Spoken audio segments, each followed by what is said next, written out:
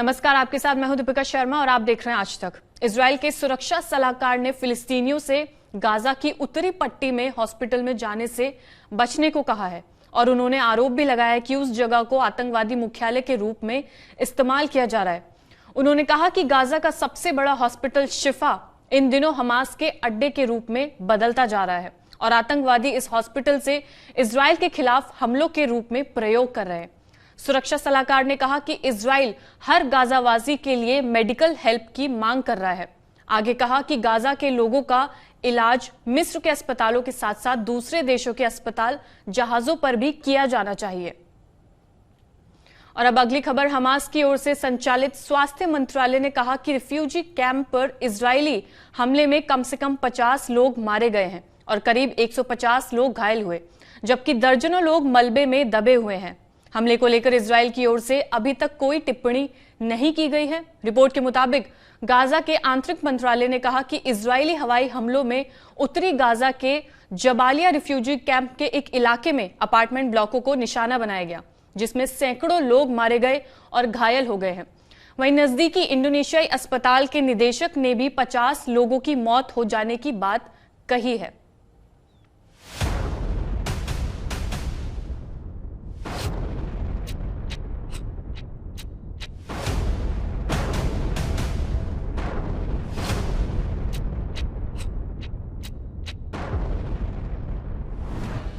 जगह जबालिया, उत्तरी गजा। Target Jabalia शरणार्थी कैंप। एक्शन इजरायली सेना का।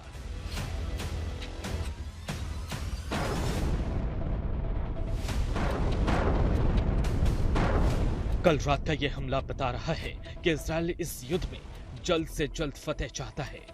इजरायल की बेसब्री बढ़ रही है, वो उतावला हो रहा है क्योंकि यह हमला एक शरणार्थी कैंप पर हुआ है।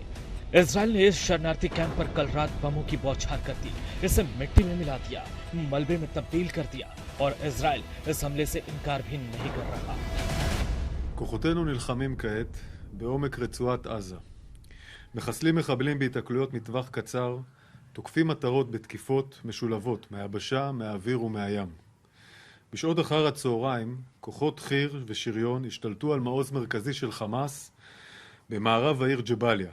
מעוז זה שימש לאימונים לפעולת הטרור שאליה יצאו המחבלים לטבח, ומעבר למרחב החוף ממנו יצאו מחבלים נוספים לטבח ב-7 באוקטובר. במהלך הקרבות חוסלו מחבלים רבים והושמדו תשתיות טרור. זו לחימה מורכבת, חלקה היא גם פנים אל פנים. בקרבות איבדנו लुखामिम। जरा इजरायली सेना के शब्दों पर गौर कीजिएगा। इजरायल की सेना कह रही है गजा में काफी अंदर तक हमला हो रहा है। टेरर टारगेट पर 3 तरफ से हमले हो रहे हैं। हमास की पकड़ वाले इलाकों में हमले हो रहे हैं। जहां हमले हुए वो हमास का ट्रेनिंग सेंटर था।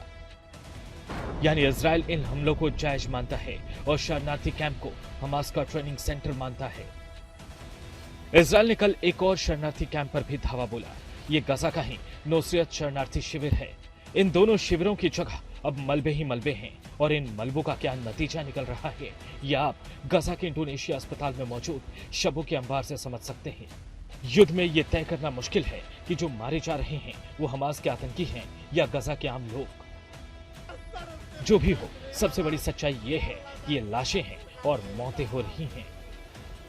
फिलिस्तीनी स्वास्थ्य विभाग के मुताबिक हमले में कम से कम 50 फिलिस्तीनियों की मौत हुई है, जबकि लगभग 150 लोग जख्मी हुए हैं। लेकिन आशंका जताई जा रही है कि मरने वालों की तादाद ज्यादा हो सकती है। एक ईरानी टीवी के मुताबिक मृतकों और घायलों की संख्या करीब 400 है। हमास ने भी 400 मौत का दावा किया है। मौत का आंकड़ा चाहे जो हो, लेकिन कल रात के हवाई हमलों से यह साफ दिख रहा है कि इजरायल ने हमलों की रफ्तार बढ़ा दी है और उसी तादाद में तबाही भी बढ़ रही है। श्वेता सिंह के साथ राजेश पवार, तेल अवीव, आज तक। अब इसी के साथ इजराइल हमास युद्ध के बीच लैटिन अमेरिकी देश बोलीविया ने इजराइल के साथ अपने राजनयिक रिश्ते तोड़ने का ऐलान किया है। गाजा में इजरायली सैन्य अभियानों को लेकर बोलीविया ने यह कदम उठाने का फैसला लिया है। गाजा के नागरिकों पर हमले को लेकर बोलीविया ने चिंता जताई और इजराइल के हमलों को आक्रामक और असंगत बताया है। बोलीविया ने घोषणा की थी कि वो गाजा में मानवीय सहायता भेजेगा। इसके साथ ही उसने सीज फायर की भी अपील की थी। इससे पहले भी गाजा पट्टी मामले के आधार बनाकर बोलीविया ने इजराइल से संबंधों पर विराम लगाया है। करीब 10 साल तक इजराइल से संबंधों को किनारे रखने के बाद दोनों देश के बीच 2019 में रिश्ते दोबारा बहाल हुए थे। और अब अगली खबर, इजराइल डिफेंस फोर्सेस का कहना है कि उसने गाजा पट्टी में हवाई हमले में हमास के सेंट्रल जबालिया बटालियन के कमांडर इब्राहिम बियारी को मार गिराया है। सेना ने कहा कि हमले में बियारी और कई अन्य आतंकवादी मारे गए और अंडरग्राउंड आतंकी सुरंगें ध्वस्त हो गई, जिससे आसपास की कई इमारतें ढह गई।